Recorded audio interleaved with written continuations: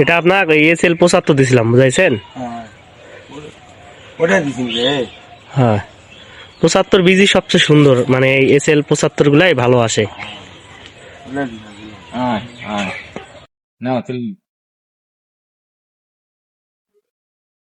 গরু হলে পরে না ঠান্ডা বিক্রি করে নাহলে সিং উঠতো না। এই বেটা কে রাম? ভয় করছে। হ্যাঁ হয়তো কেস না। হ্যাঁ আপনার বোনেরটা আরো শৌখিন ছিল।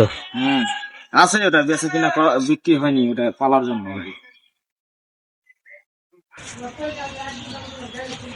এটা যে 3টা বীজ দিল নয় আপনার গরু না কয়টা? বেশি নয়। এলা তো এই আসাম থাকলে আগের গুলা তো আছে, আগের গুলা বেশি খাইছেন।